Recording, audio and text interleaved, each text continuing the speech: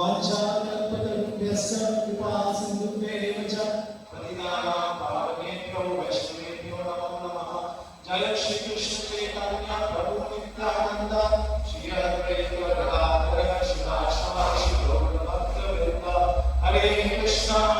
कृष्ण कृष्ण कृष्ण हरे हरे, हरे राम राम राम हरे हरे।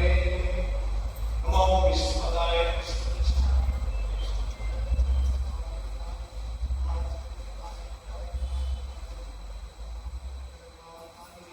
नमो विष्णुपादाय कृष्णकृष्णाय भूतले श्रीमते भक्ति वेदांत स्वामिनि नामिने। नमस्ते सारस्वती देवी गौरवाणी प्रचारिणे, निर्विशेष शून्यवादी पाश्चात्य देशकारिणे।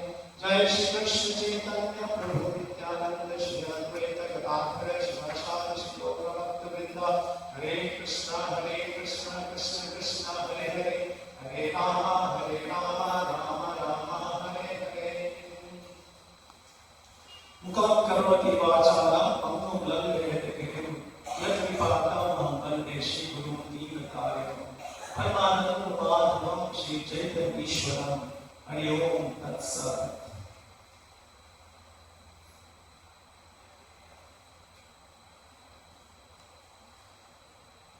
तो मैं आप सबका स्वागत करता हूं आज के हमारे प्रोग्राम में उपस्थित होने के लिए।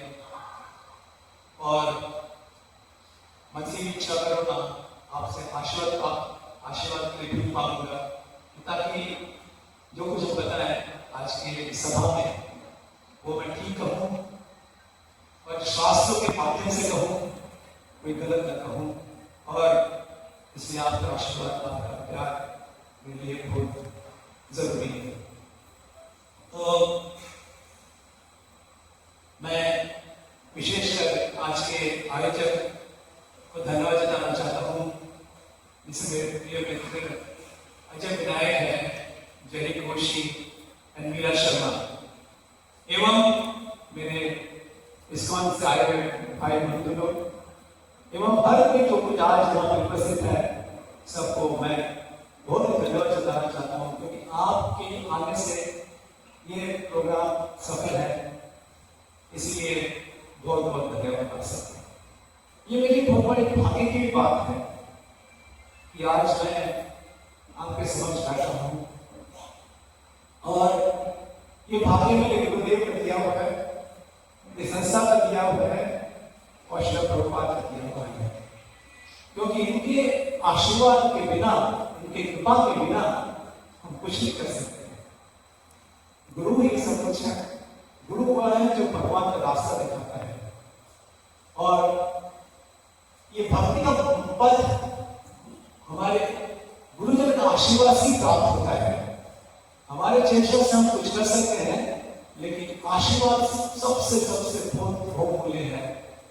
और यही आशीर्वाद के कृपा के बल से मैं आज यहाँ बैठा हूँ और आपके समक्ष में बोलने का साहस कर रहा हूँ या कोशिश कर रहा हूँ। और मैं भी भिलाई वाला हूँ मैं भिलाई के स्कूल में पढ़ा हूँ, और स्कूल से पढ़ने के बाद कॉलेज और नौकरी का एक लंबा सिलसिला भिलाई से बाहर रहा, लेकिन फिर भी भिलाई में आना जाना चलता रहा। और मेरे दोस्तों से, जो कि मेरे स्कूल के दोस्त हैं और जो मेरे नेबरहुड हैं, उनसे संपर्क बनाया तो ये संपर्क नहीं बना, क्योंकि जिंदगी के बहुत ही जटिल जो और बहुत ही तेज रफ्तार में चलती जिंदगी में हमें समय नहीं मिल पाता है। लेकिन आज आपके समझ बैठकर मुझे अपनी भिलाई की याद आ रही है, जिस तरह हम स्कूल जाते थे और हमारे दोस्तों से मिलकर वही प्रेम, वही प्यार मुझे फिर से मिला। और इन्होंने मेरे कहने से खुद मुझे बोला कि इंद्र तो एक प्रोग्राम करना चाहेगा, क्यों नहीं, जरूर करेंगे। और उन्होंने खुद अपने ही इनिशिएटिव किया है, और फिर हम लोगों ने हमारे भक्तों को जोड़ा, हमारे जो कुछ अरेंजमेंट करने को किया। और चाहे कितना अच्छा होगा नहीं होगा मुझे नहीं मालूम, पर ये हमारी कोशिश रही है कि हम आप तक जितना अच्छी तरीके से पहुंच सके और भगवान की भक्ति के बारे में हम आपको बताएं थोड़ा सा। क्योंकि आज के ये तेज रफ्तार की जिंदगी में कहीं ये चीज छूट गई है, और ये छूटने के कारण हम लोग बहुत परेशान भी हैं, और परेशानी से कैसे बाहर निकले ये हमें समझ नहीं है, और हम गलत रास्ते में गलत चीजों का सहारा लेने का कारण और परेशानी बढ़ाते जा रहे हैं। तो इससे निकलने का रास्ता हमारे शास्त्रों ने दिया है, हमारे गुरुजनों ने दिया है, हमारे आचार्यों ने दिया है। क्योंकि अगर कोई समस्या है तो समस्या का समाधान भी होगा, क्योंकि समाधान के बिना समस्या नहीं रह सकती। इसलिए समाधान है, लेकिन हमें सही रास्ते में जाना है, और वो रास्ता भक्ति का रास्ता है। और भक्ति का रास्ता आपको चाहे कोई भी संस्था दे, सही और शुद्ध भक्ति का रास्ता दे, जो कि हमारे शास्त्रों में स्थापित है। कोई काफी जगह मनगढ़ंत तरीके से कुछ धर्म की बात होती है, लेकिन उससे आदमी थक जाता है। इसलिए जो कुछ हमारे शास्त्रों के अधीन है, जो शास्त्र सम्मत है, शास्त्रों पे बेस है, वो सही है। जैसे कोर्ट का एक लॉयर, वो अच्छा कोर्ट तभी लॉयर तभी है जो लॉ को अच्छी तरह जानता है और हर वक्त पे अपने लॉ की क्लॉजेस को रेफर कर सकता है। वो अच्छा लॉयर है। जो अपने मन करता लॉ को प्रैक्टिस करेगा, उस पर कोई जाएगा नहीं, क्यों? किसी चीज से। तो इसी तरह हम लोग का भी यही कोशिश रहता है कि जैसे हम स्कूल कॉलेज या नौकरियां में हम बहुत सिद्धांतिक तरीके से जो एक प्रोसेस के माध्यम से हम अपना कार्य करते हैं या पढ़ाई करते हैं, ठीक उसी तरह से हमें भक्ति भी एक सिद्धांत का पालन करना है। कुछ हमारे सिद्धांत हैं, कुछ हमारे नियम हैं, जिनके अधीन भक्ति करने से आप जल्दी भक्ति ठीक से कर पाओगे और भक्ति का असली फायदा ले सकोगे। तो आज का हमारा जो समागम है, इसमें हम भक्ति के कुछ बेसिक फैक्टर्स जो कि हमारे भगवद गीता में भगवान कृष्ण ने अर्जुन को बताया, उसका हम थोड़ा सा उल्लेख करेंगे। भगवद गीता को गीतोपनिषद कहा जाता है, जो कि हमारे बहुत सारे उपनिषद में है। और भगवद गीता एक ऐसा उपनिषद है जो कि हमारे वैदिक शास्त्रों का सारांश है। मतलब हमारे वेद, हमारे उपनिषद, हमारे पुराण इतने सारे हैं और इतना विस्तृत है कि आप हमको इस तेज जिंदगी में हम ना पढ़ सके। तो भगवान ने तो मालूम था कि कलयुग आने वाला है और लोग इतना पढ़ नहीं पाएंगे, उनका बुद्धि भी नहीं होगा। तो भगवान ने बड़े संक्षिप्त तरीके से ये भगवद गीता कहां बताई? युद्ध के मैदान में। मतलब जब बहुत इमरजेंसी सिचुएशन है, तब बताया भगवान ने। और ये गीता मार्ग में बताया जाता है कि ये भगवद गीता हमारे उपनिषद वेदों का सार है, और ये एक गाय जैसे है, एक गोमाता जैसे है। और गोमाता को कौन दूर है? भगवान कृष्ण खुद वो पालक के रूप में। जो गाय है, गाय को दूध देने के लिए धोना पड़ेगा ना, धोने का काम कौन कर रहा है? भगवान खुद कर रहे हैं।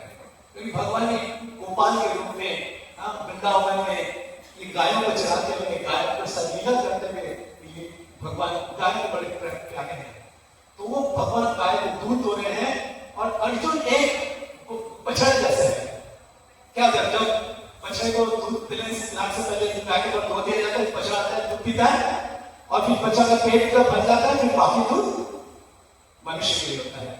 तो अर्जुन वो बछड़ा है, और उसके बाद का जो दूध है वो हमको मिलता है भगवद गीता में। ये गीता महात्म्य की बात कहते हैं। तो ये जो भगवद गीता है, ये इतना विशेष क्यों है? क्योंकि ये भगवद गीता उस समय बताई गई जब कोई दूसरा धर्म नहीं था। भगवद गीता आज से करीब 5100 वर्ष पूर्व बताई गई थी। जितने भी धर्म आए हैं वो बाद में आए। आप देख लीजिए, सभी धर्म का इतिहास आप देख लीजिए, कोई भी धर्म 5040 से पूर्ण नहीं है। इसलिए भगवद गीता हर किसी का शास्त्र है, चाहे वो किसी भी धर्म का मानने वाला हो। इसलिए भगवद गीता को सनातन धर्म का एक बहुत मुख्य शास्त्र माना जाता है, क्योंकि ये जो शास्त्र बोला गया था, तो दूसरे धर्म नहीं था, है ना। और ये 5000 वर्ष पूर्व पता है, बावजूद भी आज भी उतना ही कार्यरत है, उतना ही हमारे जीवन में इसका महत्वता है जितना कभी भी है और जितना कभी आगे बढ़ेगा। क्योंकि इसका जो ज्ञान है समय के साथ बदलता नहीं है। हमने कॉलेज, हमने इंजीनियरिंग पढ़ी है, साइंस पढ़ी है, इसका साइंस इसका ज्ञान चेंज होता रहता है। आज तो सही और कल शायद सही ना भी लग सके, लेकिन ये जो ज्ञान है, क्योंकि भगवान खुद दे रहे हैं, भगवान जो बोलते हो गलत नहीं बोलते और वो कभी बदलता नहीं है। लेकिन हमारा जो साइंस है, इस पर रिलेटिव साइंस आज के लिए शायद ठीक है, कल कुछ और वैज्ञानिक और कुछ खोज निकलेगा तो शायद वो बदल जाएगा। लेकिन भगवत गीता, क्योंकि भगवान का शासन, भगवान की खुद की वाणी से बोली गई है, ये अपौरुष है, किसी पुरुष का निर्धारित नहीं है। ये स्वयं भगवान ने हमारे लिए बता के छोड़ा है। ये पूरे समाज के लिए है और विषय इतना बड़ा है कि आज के थोड़े समय में हम इसको ना बता सके। हो सकता है हम कुछ मुख्य बात बता पाए, हो सकता है कुछ मुख्य बात छूट भी जाए, लेकिन आज का जो क्लास का उद्देश्य ये है कि आप लोगों को भगवत गीता पढ़ने के लिए प्रोत्साहित करते हैं कि भगवत गीता में बोलने की बात क्या है, क्यों इतना इंपॉर्टेंट शास्त्र है। तो ये आपके मन में थोड़ी ये विचार डालना चाहता हूँ। और घर में भगवत गीता बहुत अच्छी बात अगर नहीं है तो हम लोग कुछ बुक स्टॉल में भगवत गीता रखे हैं, आप लोग ले सकते हैं और आगे बढ़ सकते हैं, ठीक है। तो भगवत गीता में करीब 700 श्लोक है, करीब एग्जैक्टली 700 श्लोकस और 18 अध्याय में, और बहुत सिस्टमैटिक किताब है। आप कभी कोई पढ़ने बैठोगे तो बड़ी सिस्टमैटिक है, भगवान सिस्टम में सिस्टम, चैप्टर बाय चैप्टर एक विषय को बोलते फाइनल कंक्लूड करके आगे बढ़ता है। और दूसरा जो अध्याय है वो भी एक समरी है। तो बहुत सिस्टमैटिक किताब है और जिसको अगर पढ़ने की आप थोड़ी आदत डाल दो तो आपको पढ़ना इतना अच्छा लगेगा कि हम तो पढ़ते हैं, हम लोग कभी ऐसा लगता है कि छोड़े नहीं इसको, और इसको बार बार पढ़ सकते हैं। ऐसा नहीं कि कहानी किताब से एक बार पढ़ा फिर फेंक देते हैं लोग, लेकिन भगवत गीता आप जितनी बार पढ़ोगे उतना आपको नया कुछ आपके ज्ञान मिलेगा, नया कुछ आपका अनुभूति होगी, नया कुछ अनुभव होगा। क्योंकि हम लोग भी तो इवॉल्व कर रहे हैं ना, जितना हमारे अनुभूति उतना समझेंगे और थोड़ा और जितने हमारे डेवलपमेंट होगी हम और समझ जाते हैं।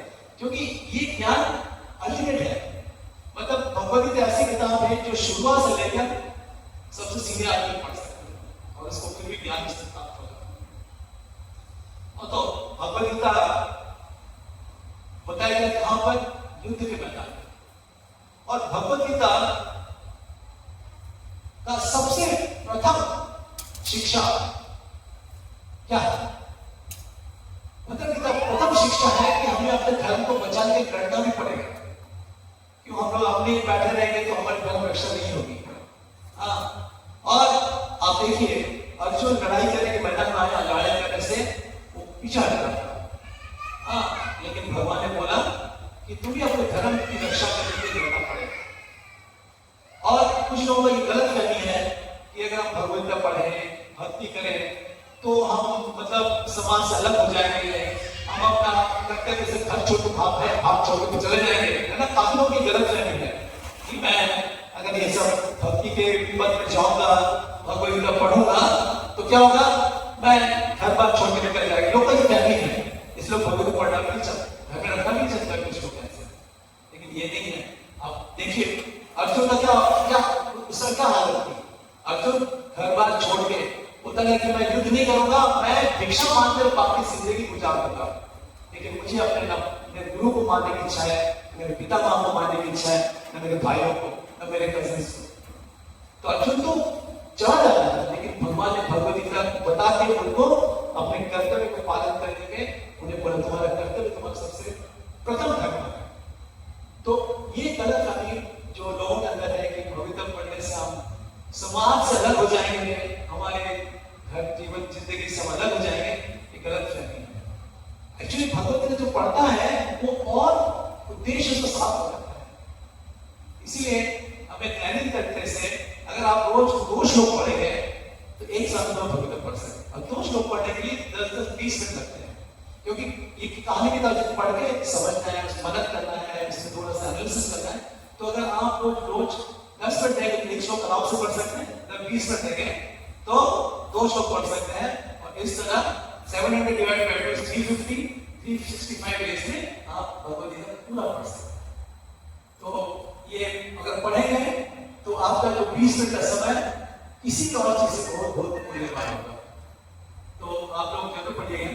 और भगवत के शुरू के युद्ध के मैदान में धृतराष्ट्र कहता है, क्या कहता है? धृतराष्ट्रवाच धर्म क्षेत्रे कुरुक्षेत्र समवेतायुत्सव मां पांडवश्चैव किं कुर्वत संजय। धृतराष्ट्र आपको समझ आता है और हृदय से भी आता है। और यद्यपि उसको ये दायित्व था कि पांडवों के पिता पांडवों के धन के बाद उसको बराबरी रूप से पांडवों को वो पालन करना था, कौरवों को पालन करना था। लेकिन हृदय से हत्याओं नहीं कर रहा है। उसने कौरवों को उसका साथ दिया और पांडवों का उसने बहुत परेशानी में डाला। उन्होंने तो चाहता तो रोक सकता था बहुत कुछ, लेकिन किया नहीं। और उसको जब युद्ध शुरू होने वाला है, संजय को यह दिव्य दृष्टि थी कि वहां धृतराष्ट्र के सामने बैठकर वो युद्ध के मैदान में क्या हो रहा है वो देख सकता। और उस तरह की धर्म क्षेत्र गुरु धर्म कहते कुरुक्षेत्र की जो कुरुक्षेत्र है, धर्म क्षेत्र है, समवेत युत्सव, जो पांडव और ये कौरव एकत्र हुए महामदा पांडव से, वो पांडव का अपना नहीं बोला, कौरव का अपना बोला। किम कुर्वत संजय, क्या किया? इस तरह इस तरह भगवद गीता शुरू होती है एक प्रश्न के माध्यम से। और उसके बाद ये बताते हैं, पूरा पहला अध्याय में युद्ध का फॉर्मेशन बताते हैं, युद्ध में क्या क्या, इसने क्या, इसके साइड में क्या है। और जब अर्जुन को लगता है कि मुझे जानना चाहिए क्या है युद्ध में, तो जब रथ को अपने सामने लाता है और दोनों तरफ देखता है तो अर्जुन युद्ध करने से मना कर देता है, क्योंकि मैं गुरु हत्या नहीं कर सकता। मैं ये लड़ूंगा तो कितने लोग जाने जाएंगे, कितनी औरतें विधवा हो जाएंगी, धर्म संकट में पड़ जाएगा, वर्णाश्रम का हनन हो जाएगा, और सब मरने के बाद हम क्या मालूम कर सकते हैं। तो मुझे ये उनसे लड़पत आगे युद्ध और जीत मुझे नहीं पसंद है, मैं सब छोड़ छाड़ के जाने को तैयार हूं। तो भगवान ने तो क्या बोला कि अर्जुन को युद्ध तो करना पड़ेगा, और उसको पूरा युद्ध करने के कारण बताया। और कभी कभी हम लोग भगवद गीता को नहीं समझ पाते हैं, क्योंकि किसी चीज को समझने के लिए हमें थोड़ा ट्यूनिंग भी करनी पड़ती है। हमारी ट्यूनिंग अगर गलत है तो हम नहीं समझ पाते किसी विषय को। नहीं, स्कूल कॉलेज में हमारे साथ ये हुआ है कि अगर हमारा ट्यूनिंग ठीक नहीं है तो थोड़ा सा हमें ट्यूनिंग ठीक करना पड़ता है। क्या करना पड़ेगा कि जैसे कृष्ण ने बोला और जैसा अर्जुन ने सुना, आपको वैसे चीज बोलना पड़ेगा। अगर अपना उसमें एनालिसिस, अपना खुद का उसमें माइंड से लगाना शुरू करोगे, will not get real knowledge. इसलिए भगवद गीता को जैसे कृष्ण ने बोला और जैसा अर्जुन ने सुना, कृष्ण कहता है कि मैं भगवान तुम्हारे सामने खड़ा हूं, युद्ध के मैदान तुम्हारे सामने खड़ा हूं। कहते हैं आप भगवद गीता श्लोक में जब भगवान खुद कहते हैं कि मैं ही भगवान हूं, मैं ही अहम सर्वस्व प्रभो मत्ता सर्वं प्रवर्तते इति मत्वा भजन्ते मां बुद्धं समन्विता।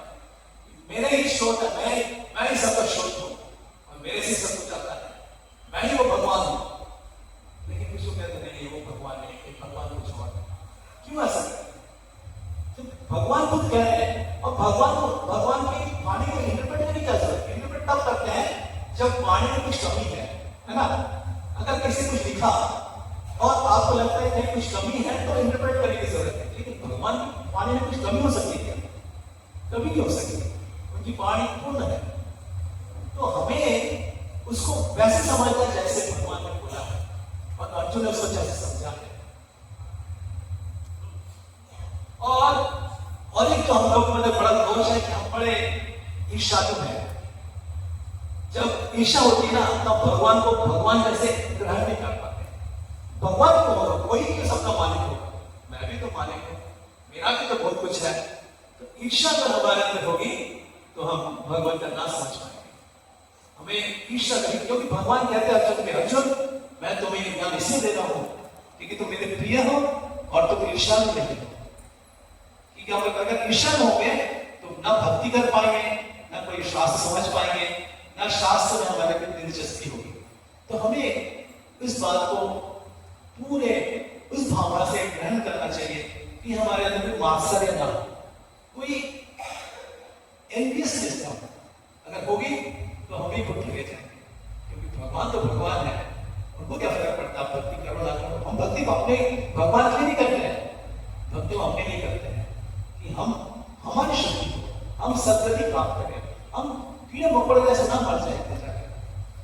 इसीलिए भगवान बार बार कहते हैं कि तुम ये तुम्हारे लिए तुम करो। तो ये भावना हमारे अंदर होनी चाहिए। तो जब अर्जुन बहुत परेशान हो जाते हैं क्या करूं मैं, क्यों करके विमुख हो जाता है कि मैं ये युद्ध करूं या युद्ध ना करूं। भगवान कहते हैं युद्ध करोगे तो दो चीज हो सकती है, युद्ध में मर जा सकते हो, मतलब ऐसी कोई गारंटी नहीं है कि युद्ध में तुम जीतोगे। अगर तुम मर जाओगे तो तुम्हारा स्वर्ग का द्वार खुला हुआ है। और यहाँ पे जो मिलने के लोग हैं वो जानते हैं कि जो युद्ध के मैदान में लड़का मर भी जाता है तो उसका स्वर्ग का द्वार खुला हुआ है। और जीत गए तो ऐश करो, साम्राज्य का भोग करो, तो दोनों तरह से तुम्हारा फायदा है। मतलब जीत भी गए तो राज्य तुम्हारा है, हार गए तो तुम्हारे स्वर्ग का द्वार खुला है। इसलिए आवाज किस तरह, अच्छा पीछे बजा, ठीक है। तो जब अर्जुन बड़ा समझ लिया था कि इधर कृष्ण खड़े हैं, पूरा युद्ध का इतने 64 करोड़ से लोग युद्ध में रेडी खड़े हैं, उगल बच चुका है सब, और अर्जुन इधर बैठ कर तांडव करके कि मैं क्या करूं। तो भगवान बोलते अर्जुन ऐसा तुम्हारा क्यों हो गया, तुम इतनी कमी क्यों आ गई, तुम्हें इतना तुम छोटे दिल वाले कैसे हो गए। तब फिर होता है कि मुझे समझ में नहीं आ रहा। तब भगवद गीता एक बहुत सुंदर सा श्लोक है, जो भगवद गीता द्वितीय अध्याय के 7वां श्लोक है। वो क्या कहते हैं, कार्पण्ये दोषो उपहता स्वभावा प्रक्षामि त्वं धर्म समुद्धचेता यशेषां पुहितं तन्मे शिष्यस्तेहं नाहि मां प्रपन्नम्। कि मैं तुम करके विमुख हो गया और मैं कृपणता के कारण कि मैं अपना परिवार ये सोचेगा, मेरी कृपणता के कारण मैं कुछ कर नहीं पाता, इसलिए आपको मैं आप पे समर्पण करता हूँ। तो मैं समर्पण करता हूँ कि आप ही बताइए मेरे क्या सही है। तो हमें भी ये अर्जुन का भाव चाहिए, क्योंकि जब तक हम अपने ही बल पे सब कुछ करने चाहेंगे तो हम ना समझ पाएंगे सब कुछ ठीक तरीके से। तो अर्जुन ने वही किया। अब इसके पहले तो अर्जुन और कृष्ण के दोस्ती का संबंध दिखता है, लेकिन यहां से अर्जुन कृष्ण के सामने समर्पित करता है और कृष्ण को कहता है कि आप मुझे बताइए कि मेरे लिए क्या सही है। तब भगवद गीता हमारे लिए शुरू होती है। और जो तो पहला ज्ञान भगवान यह देते हैं कि आप ये शरीर नहीं हो, ये शरीर तो मरेगा, ये शरीर मरने के बाद तुम्हें और शरीर मिलेगा और फिर जन्म लेंगे, फिर मरोगे, फिर चलो, ये चलता जाएगा। इसलिए आपका असली अस्तित्व है आपकी आत्मा। ना वैवाहं जातु नाशम ना मच्चैव न भविष्यमान् सर्वमयम् अतः। ना तुम में जना ना मतलब ना तुम ये शरीर ये हो, ये जो राजा लोग जितने भी हैं ये भी आज आए हैं, ये भी आज आए कल नहीं रहेंगे, लेकिन सर्वे वयम कि हम लोग सब परम है। हम लोग का ये शरीर का जो कांस्टेंट चेंज है ये असली नहीं है, क्योंकि सर्वे वयम अतः परम means we are all eternal. मतलब हम भी जो यहाँ सब बैठे हैं हम भी इटर्नल हैं, और इस जन्म में ये शरीर मिला है, अगले जन्म में हमारे कर्म के हिसाब से हमें अपना दूसरा शरीर मिलेगा। फिर कहते हैं कुछ श्लोक देहिनोऽस्मिन् यथा देहे कौमारं यौवनं जरा तथा देहान्तर प्राप्तिर्धीरस्तत्र न मुह्यति। कि देही यूनिवर्स इस देह के अंदर एक आत्मा है, हाँ, जो इस शरीर के अंदर है। और कौमारम यौवनम जरा, हम कुमार अवस्था में थे, फिर यौवन बने, फिर जरा बुढ़ापे की तरफ जाते हैं और फिर मृत्यु होती है, और मृत्यु के पश्चात ये आत्मा एक दूसरे शरीर में जाती है। लेकिन आज साइंटिस्ट लोग रीइंकार्नेशन, रीबर्थ, ये सब में फालतू की रिसर्च कर रहे हैं। भगवद गीता में साफ एक शब्द भगवान ने बोल दिया, यूनिवर्सिटी कहता है कौमारम यौवनम जरा तथा देहांतर प्राप्ति धीरस्तंत्र हुई। मतलब भगवत का ज्ञान इतना जबरदस्त है कि एक श्लोक में पूरी आपकी साइंस, मतलब पता नहीं लाखों रिसर्च करने के बाद एक बोलते हैं, और कौन का तो भगवान कह रहे हैं, तो रिसर्च करने की क्या जरूरत है कि रीइंकार्नेशन है, रीबर्थ है, नहीं है। बनाने वाले ने कह दिया कि ऐसे ही होता है, ऐसे हो रहा है, होता रहेगा। हाँ, तो इस तरह से भगवान ने ये बहुत मुख्य मुख्य ज्ञान दिए हैं। और भी ऐसे बहुत सारे श्लोक है, कहते ना चाहे हम नियत वक्त कि ना तो ये आत्मा का जन्म होता है, ना मरण होता है, लेकिन बार बार आता रहता है। हाँ, तो पाषाण सुचेतन यथा विहाय, जैसे हम कपड़े, भगवद गीता इतना सुंदर किताब है कि भगवान किसी ज्ञान को देने के साथ एग्जाम्पल देते हैं, और एग्जाम्पल इतना सरल देते हैं कि आप किसे समझ। क्या कहते हैं, पाषाण सुचेतन यथा विहाय, जैसे हम कपड़े बदलते हैं ना, अभी जब मैं गाँव में घर कभी कपड़े नहीं पहनूंगा, मैं दूसरा कपड़े पहन के सोऊंगा, प्लस कोई दूसरा कपड़ा पहनूंगा, आप लोग भी वैसे। तो जैसे हम कपड़े बदलते हैं ना, आत्मा की शरीर कैसे बदलती है, पक्का पर क्या हमें इस पर डाउट क्यों होना चाहिए? हमें डाउट इसलिए है क्योंकि हम अपने शास्त्र पढ़ते नहीं। शास्त्र पढ़ लो तो हमें बहुत सारी रिसर्च जो दुनिया में चल रही है, फालतू के पैसे खर्चे हो रहे हैं, फालतू के समय जा रहे हैं, लोग उसमें क्या कुछ हजार तरह की बातें करते हैं, नॉट रिक्वायर्ड। ये ज्ञान is there written down in two lines. तो इस तरह से भगवद गीता हमारे बड़ा बहुत ही बहुमूल्य चीज है। और भगवान ये बहुत बड़ा फेमस श्लोक है, यदा यदा हि धर्मस्य ग्लानिर्भवति भवति भारत अभ्युत्थानम् अधर्मस्य तदात्मानं सृजामि। जब जब धर्म की हानि होती है मैं आता हूँ, क्योंकि पिता है हमारे। जब हमको कष्ट होता है तो बच्चे से ज्यादा कष्ट पिता को होता है, नहीं? हम लोग बच्चे, हमारे माँ बच्चे हो गए, हम जो बच्चे की बात नहीं समझ पाते थे, कि आज हम समझते हैं कि जब कोई बच्चा हमारा परेशान में है तो बच्चा कितना परेशान है उससे ज्यादा परेशान से माता पिता करता है। और भगवान कहते हैं तो पिता माता सबका मैं पिता माता भगवत गीता में, तो भगवान को बहुत दुख होता है और बार बार कोशिश करते हैं बुलाने के लिए। इससे खुद आते हैं धर्म से बार बार क्या करते हैं, परित्राणाय साधुनां विनाशाय दुष्कृतां धर्म संस्थापनार्थाय संभवामि युगे युगे। कि मैं साधुओं का परित्राण करता हूं, उनको मैं बचाता हूं, और विनाशाय दुष्कृतां कि मैं दुष्ट का विनाश कर देता हूं, धर्म संस्थापनार्थ कि धर्म की संस्थापन करता हूं मैं, संभवामि युगे युगे में ऐसा करता हूं। आप देख सकते हैं हमारे शास्त्रों पढ़ेंगे कि भगवान आते रहते हैं, और इसलिए हमें शास्त्र पढ़ना जरूरी है, तभी हमें भगवान पे अटूट विश्वास हो। पर इसका मतलब ये नहीं कि भगवान विश्वास करके हम बैठ अपना काम नहीं कर रहे। ये भी लोग गलत फहमी रहती है। हमें दोनों चीज करना है, हमें अपना कार्य करना है और उसका फल भगवान पे छोड़ देना है। हाँ, अगर हम अपना कार्य नहीं करेंगे तो फल भी नहीं आगे बढ़ेगा। अगर आप यहाँ पे रसगुल्ला करना है, आपको रसगुल्ला आ जाओ तो नहीं आएगा। तो रसगुल्ला तो लाकर रखा है, पर आपको थोड़ा चल कर रसगुल्ला खाना पड़ेगा।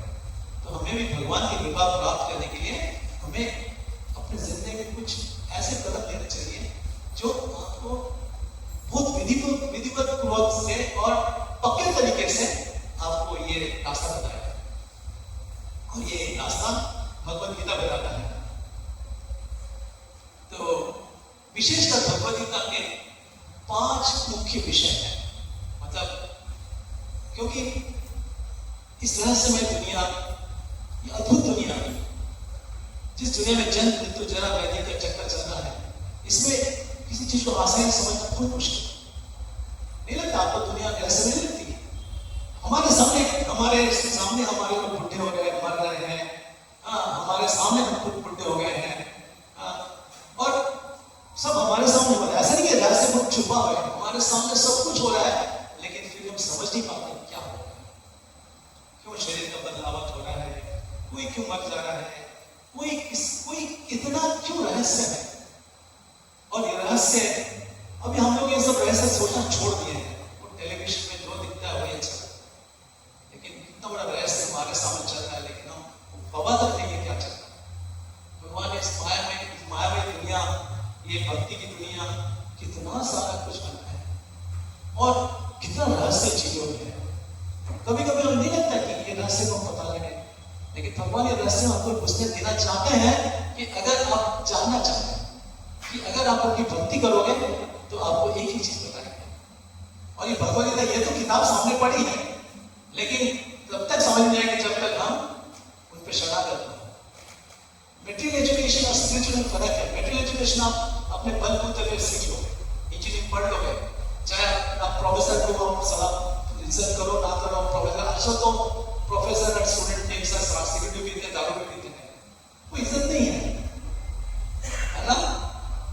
शायद हमारे टाइम वो एक रेस्पेक्ट था, हमारे फादर का और रेस्पेक्ट था, लेकिन आज तो रेस्पेक्ट खत्म हो चुका है। स्टूडेंट थिंक मैं बहुत पैसा देता हूँ, टीचर्स कमिंग फॉर सैलरी, और कोई इज्जत नहीं है। लेकिन ये भौतिक, इसमें फिर भी आप एजुकेट करेंगे, आध्यात्मिक शिक्षा के लिए आप गुरु पे समर्पित, भगवान का ध्यान, भगवान पे जो सेवाएं है वो करनी पड़ेगी, तभी आपको कृपा मालिक मिलेगी, जिसके माध्यम से आप ये विषय को समझ सकते। तो इसीलिए प्रभुपाद ने ये जो भगवद गीता को, Bhagavad Gita as it is Prabhupada कहते हैं इसको, जैसे बोला वैसे लिखे हैं।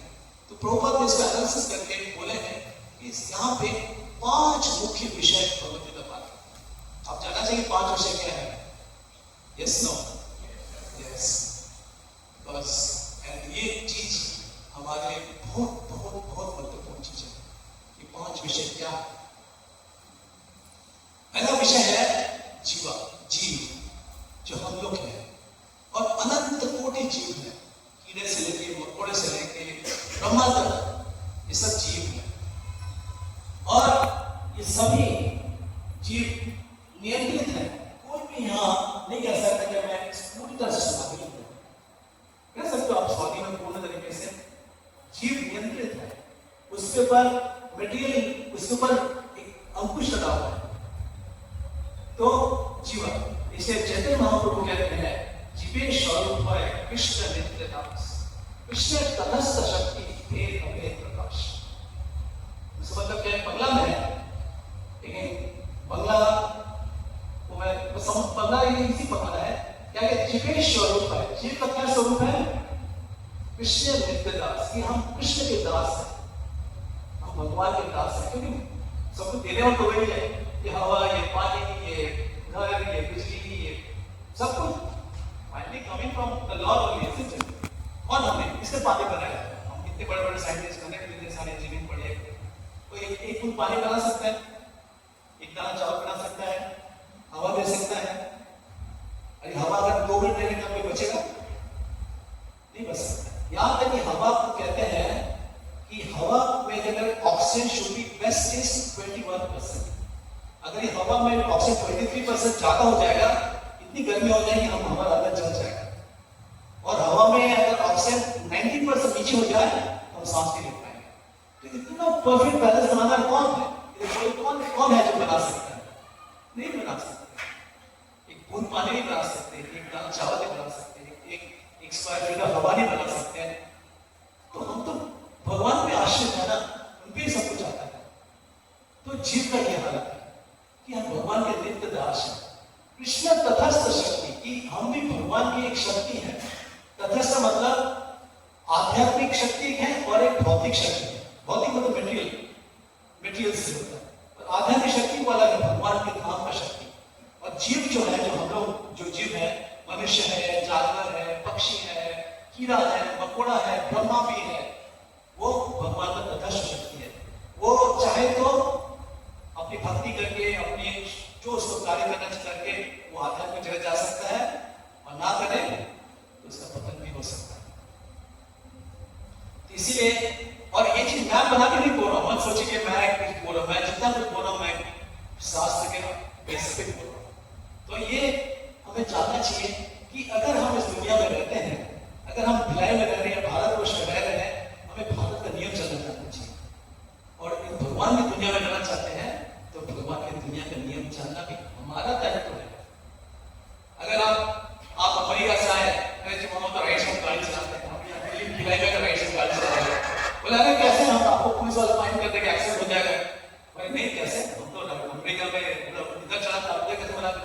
नहीं नहीं नहीं, यहाँ हिंदुस्तान में लेफ्ट में जाना चाहिए। तो आपको जाना जरूरी है, इसलिए हमारा दायित्व बनता है कि हम शास्त्र का अध्ययन करें। और इतना मुश्किल भी नहीं है, कुछ लोग सोचते इतना इतना डिफिकल्ट सब्जेक्ट है, हम कैसे करें। नहीं, आज काफी प्रोपाल और बहुत सारे लोगों ने, बहुत सारे अच्छे लोगों ने इसको हमारे को काफी अच्छा इंस्पिरेशन दे रहे हैं, जिसको हम अपना सकते हैं। तो जीव का क्या है? जीव भगवान का एक दास है, भगवान के प्राकृतिक नियमों में वो बंधा हुआ है। और दूसरा, फर्स्ट टॉपिक इज जीवा भाव है। सेकेंड टॉपिक क्या है? ईश्वर, भगवान कौन है? हाँ, ईश्वर कौन है? जो नियंत्रण करता है।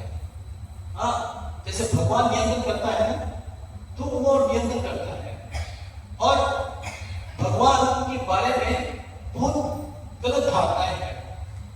हाँ, कोई सोचता है कि दुर्गा भगवान है, कोई सोचता है शिव भगवान है, कोई सोचता है, अलग अलग लोगों को भगवान मान लेते हैं, कोई मनुष्य को भगवान मान लेते हैं, है ना? मैं गलत बात कर रहा हूं? समाज में ही तो चल रहा है। लेकिन भगवत साफ कहता है, क्योंकि भगवत गीता में जब भी कृष्ण बोलते हैं, और भगवत गीता हमारा शास्त्र है कि नहीं है? Do you accept that? नहीं तो पहला बात तो आप ये किताब को नहीं मानते तो इसे बोलने का मतलब नहीं बनता।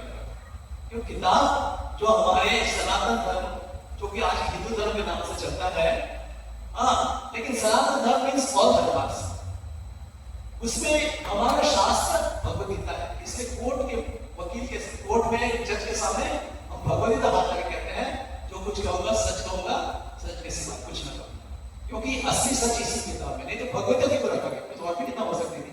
यदि भी हमारे दो शास्त्र हैं, रामायण, महाभारत, उपनिषद, पुराण, लेकिन सबका निचोड़ होने के कारण इसको सबसे प्रमुख स्थान दिया गया।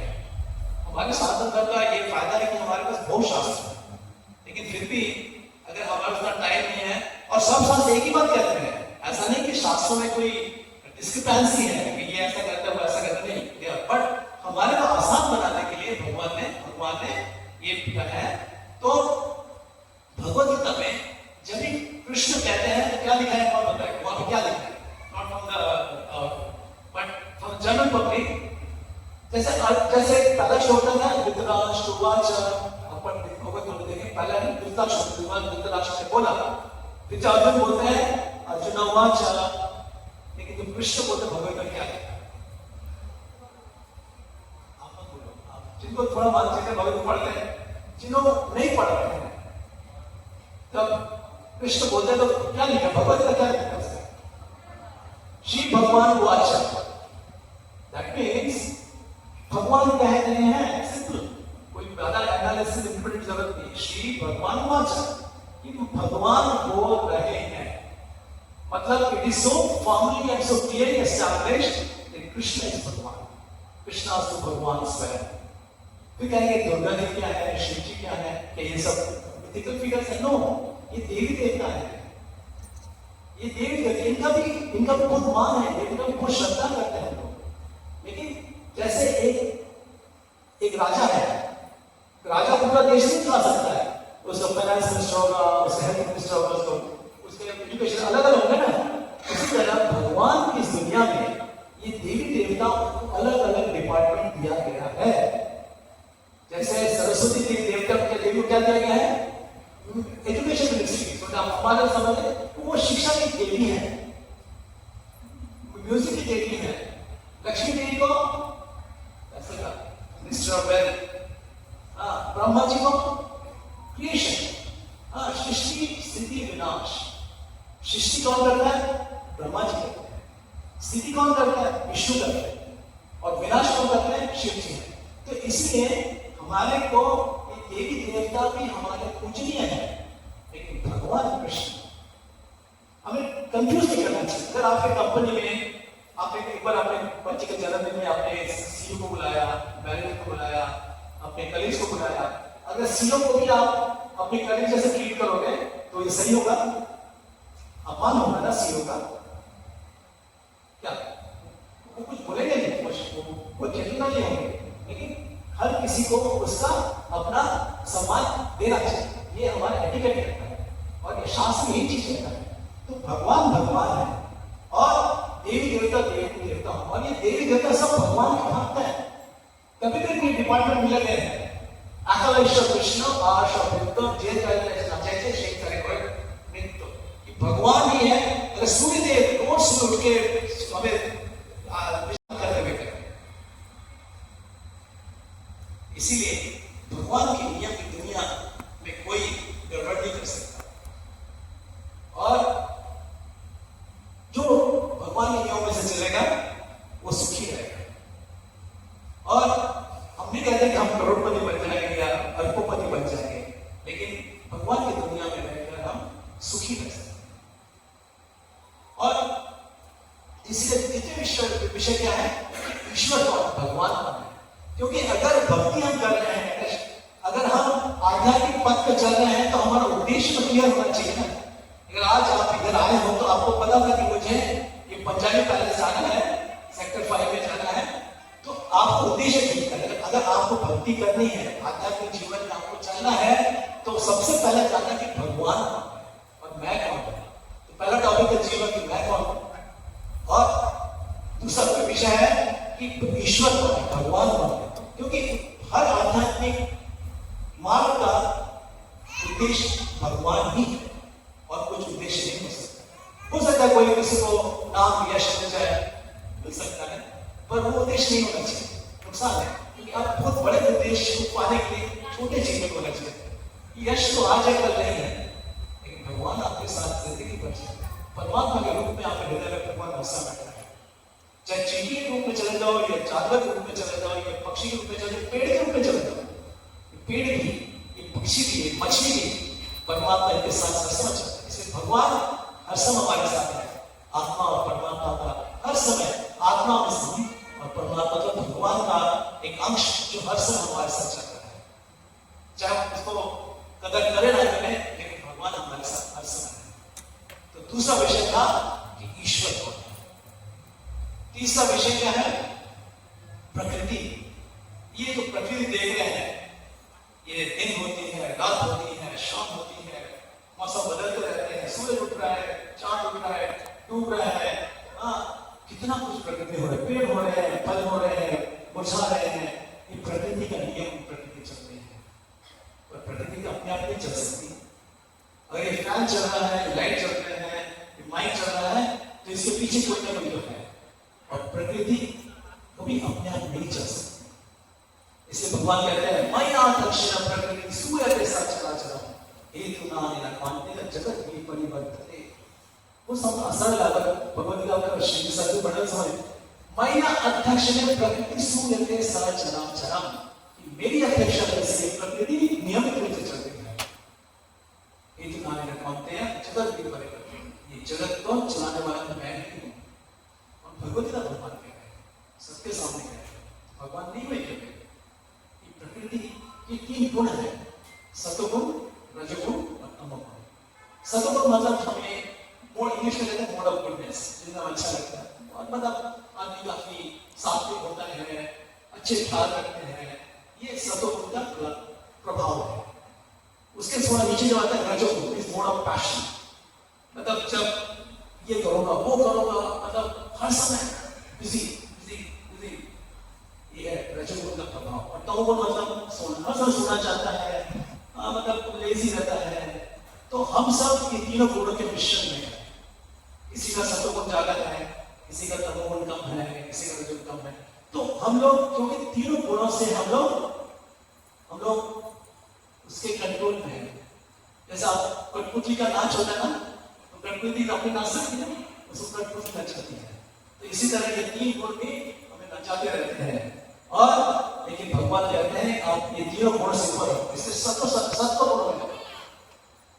शुद्ध सत्व गुण, शुद्ध सत्व गुण मीन्स ये तीनों गुण से ऊपर है, वहीं पे भगवान का से हम संपर्क कर सकते हैं। पर सत्वगुण अच्छा है, लेकिन भगवान कह रहे हैं कि प्रकृति के 3 गुणों से आप सब बंधे हुए हैं, और इसको समझना हमारी जरूरी है। चौथा है काल। काल मतलब समय। आप लोग सब महाभारत देखे होंगे, हम लोग छोटे छोटे कॉलेज में महाभारत बड़ा पॉपुलर था। तो महाभारत शुरू कैसा था?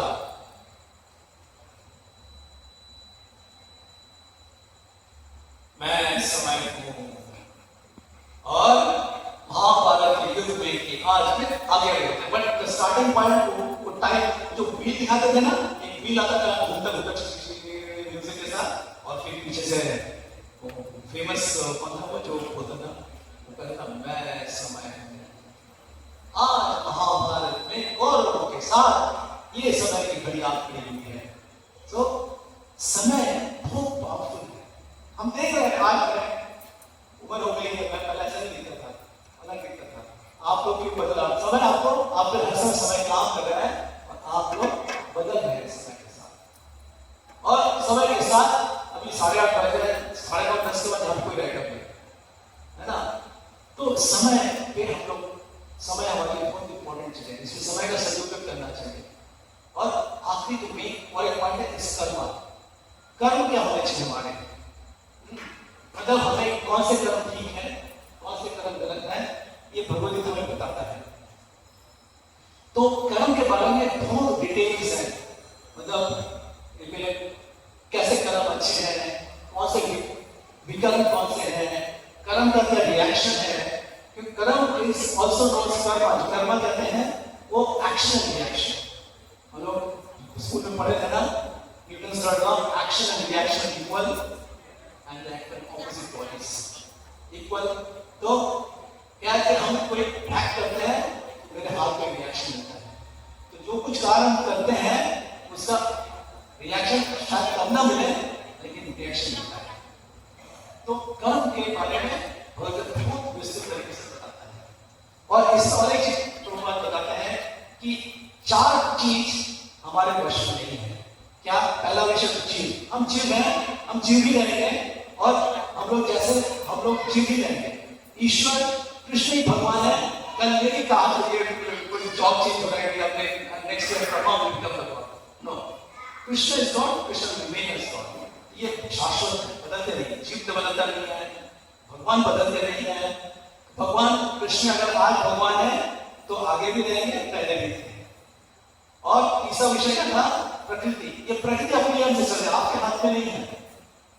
प्रकृति को आप कुछ नहीं कर सकते हैं। प्रकृति सुपर लॉर्ड के हाथ में है, वो चलाते हैं। और काल, समय, ये समय का आपके हाथ में कुछ नहीं है।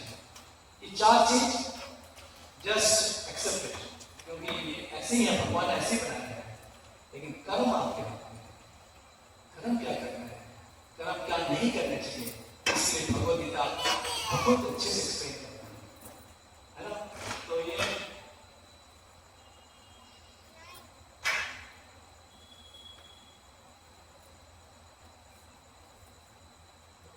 तो भगवान आगे योग के बारे में बताते हैं।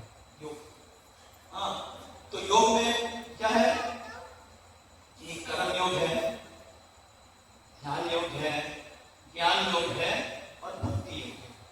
कर्म योग मतलब, पर पहली बात योग को समझना जरूरी है। योग शब्द मतलब होता है जोड़ना, है ना। योग इज सिंपल, बट आगे योगा मतलब योग आसन, आसन एंड प्राणायाम को हम लोग उसको योग के नाम से जानते हैं। And it is one of the part of हठ योग। हठ योग में 8 स्टेप्स हैं उसमें। तो ये आसन है, लेकिन योग है मतलब भगवान से जुड़ना। तो कर्म योग क्या होगा? वो कर्म है जो हमें भगवान से जोड़ता है। वो कर्म जैसे कृष्ण अर्जुन कह रहे हैं युद्ध कर, इसलिए कर्म योग है उसके। हाँ, उसके बाद क्या है? ज्ञान योग है। कुछ लोग ज्ञान पाना चाहते हैं, ज्ञान के माध्यम से भगवान को समझना चाहते हैं, वो ज्ञान योग। ध्यान योग, ध्यान करते हैं, परमात्मा को ध्यान करते हैं, वो उनको कहते हैं ध्यान योग। और जो चीज भगवद गीता में सबसे इंपॉर्टेंट है भक्ति योग। भक्ति योग में जिसमें भगवान की सेवा करना करते हैं लोग। इसलिए भक्ति योग को कृष्ण इसको ज्यादा डिटेल से करते हैं।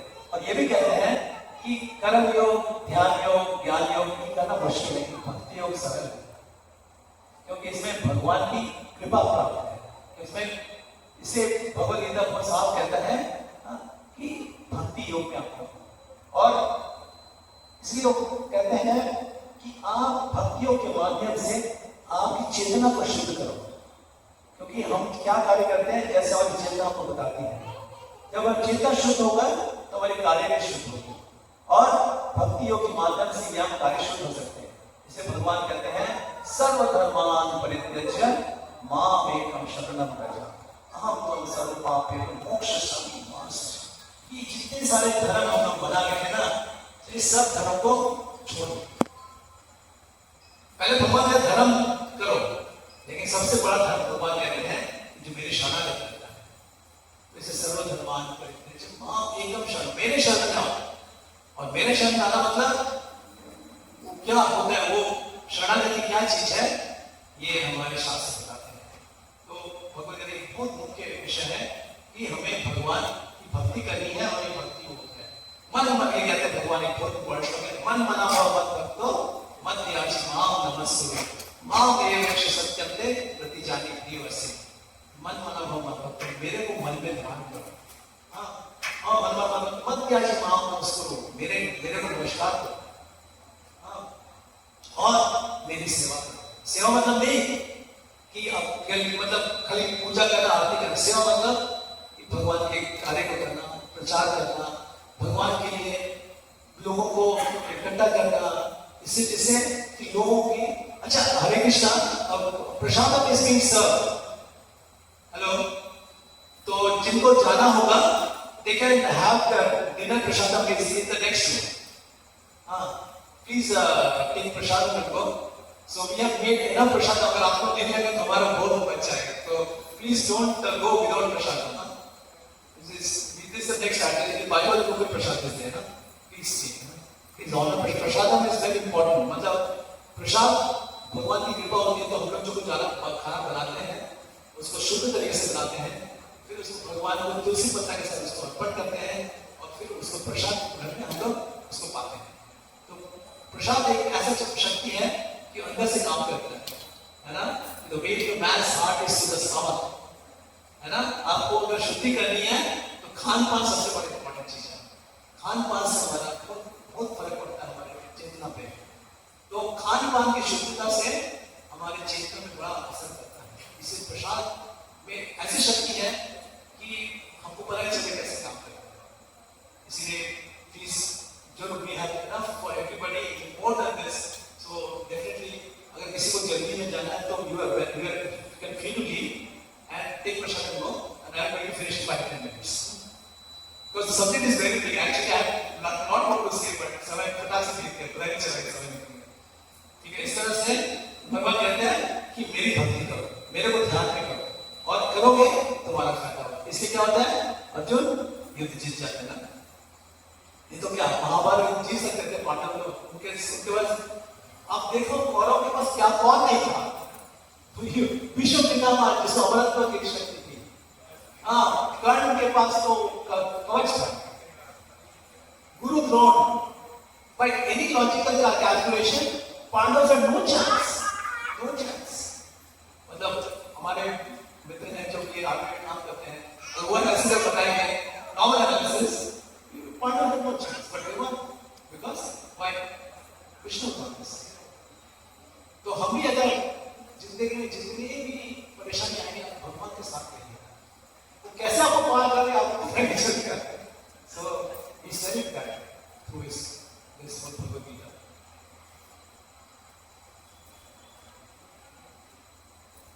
तो एक छोटा सा हम लोग एक भजन गाएंगे एंड विल फिनिश।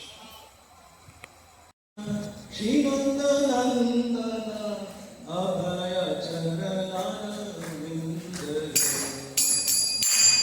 रचमुरे मन श्रीनंदनंदन अभय चरणारविंद रचमुरे मन श्रीनंदनंदन अभय दुर्गा